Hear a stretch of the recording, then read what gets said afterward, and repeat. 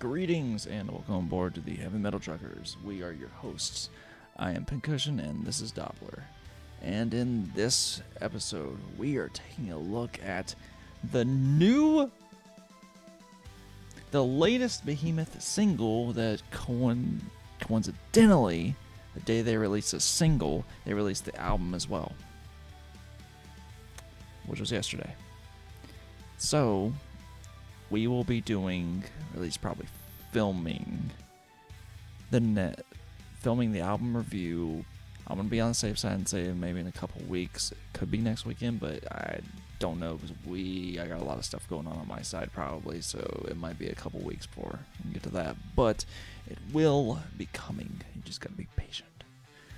So, this single is called Sowing Salt. No idea what it's about, but we're about to find out.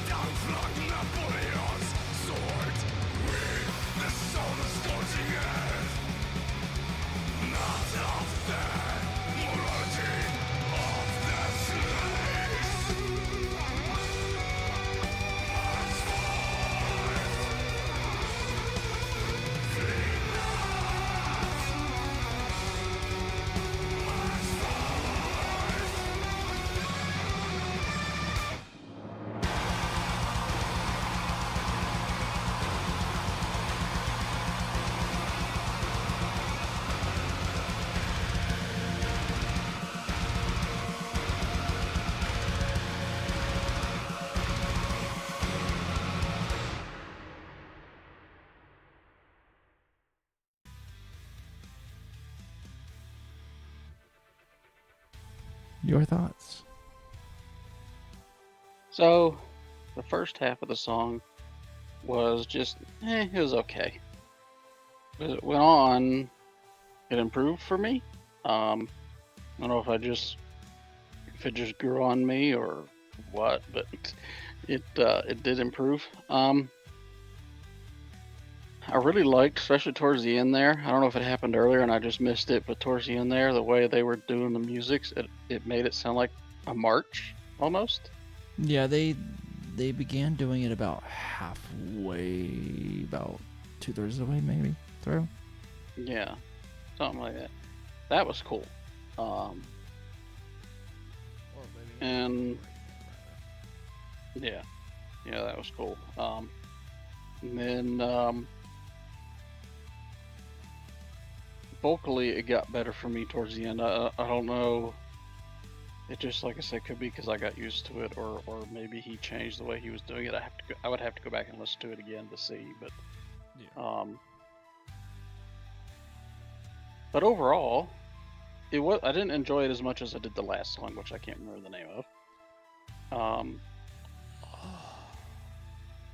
I can't remember the name. Yeah, I enjoyed that one. Yeah. But I do like it better than the first song, and probably equal with the second one. Did this almost seem more like Black and Roll to you? Yeah, I could see that. Black and Roll kind of Doom? I don't know. I don't. I've got suspicions it was it was partially from what I was doing a little bit before we started this, but which I'll explain in a bit. That'll make sense. I don't entirely know why, but did it give any kind of Demi Borger vibes to you? Yes, it did actually. Okay, thank you. Because I was thinking that, but yeah, I didn't want to say it because I'm like, maybe I'm a little biased because I was watching an interview Metal Injection did with Nurgle, and they were in Helvete, or like the original shop that Oystein and Ronimus were kind of ran, and right. Which I might get their names mixed up or wrong somehow. I don't recall offhand. Best of my recollection. But Nurgle was actually good friends with Shagrath, apparently, and they used to go to those bars and drink all the time. Like, and this was way back, like 96, 97, apparently. Kind of like how Tomas and Alexi were. Because they were good friends as kids growing up. Yeah, and so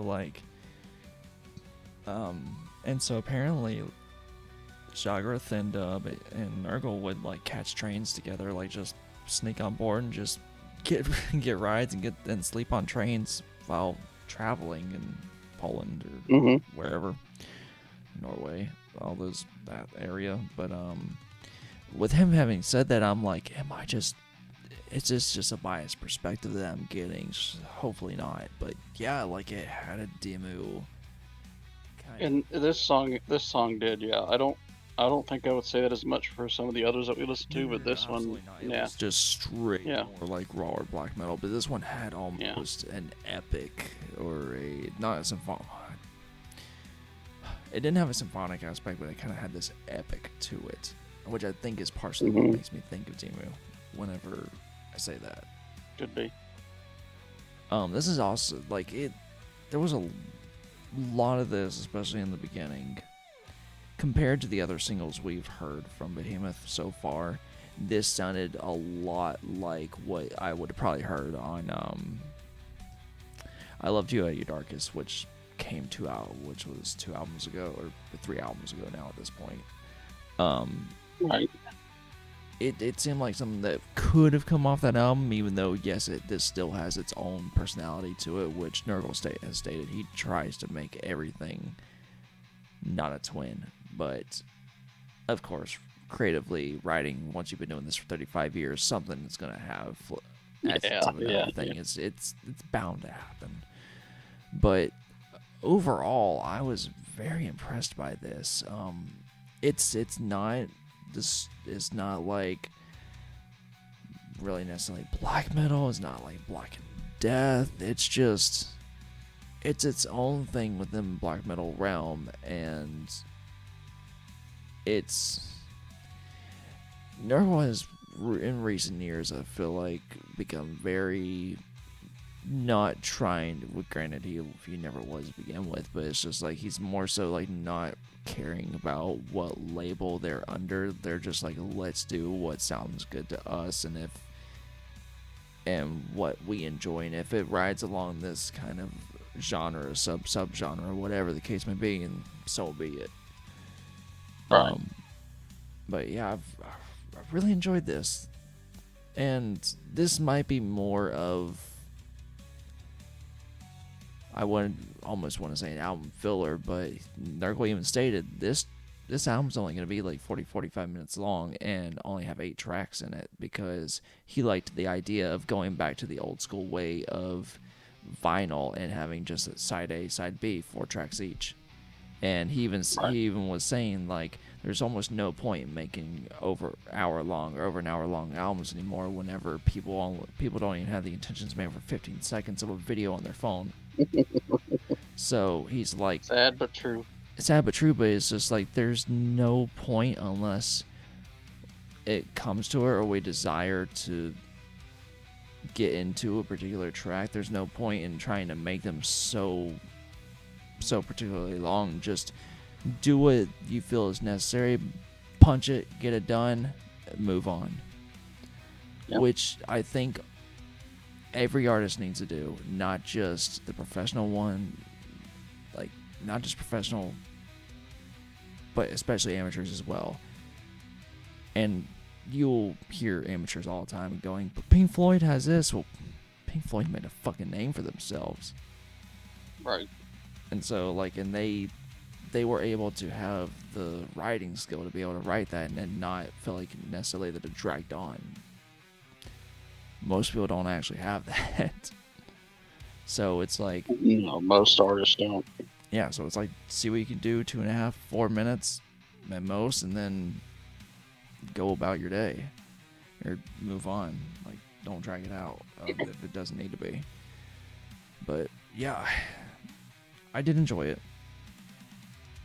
It was a nice little listener. I enjoyed it. And it's not something I'm just going to delve so deep into, I don't think, but it'll be a nice one that I can, like, listen to the background and just kind of lose myself into it. But Yeah, I can see that. Yeah. Yeah, like I said, it grew on me as it went on. I'm very, very fascinated to hear what this sounds like within the context of the album, because that could really be a game changer for me. Yeah.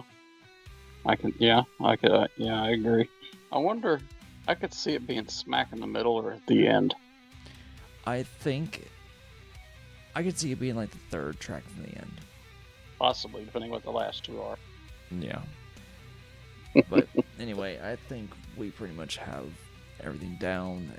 Like sonically, everything sounded incredible. Everything was heard nicely. And yet it was heavy enough and extreme enough to be able to still be thrown under like the extreme metal or black metal category. Right. So, until next time, next thing you'll be seeing from Behemoth from us is a full-on album review, which Frosty will be a part of that. Frosty will be back in some of our videos. The way we're going to have this scheduled out, he's going to pop in occasionally just because, like, just timing's on whenever we can get these videos made. And whenever we kind of have a layout of, or a template of how we release things. But anyway, I digress. Until next time, guys, keep rolling happy.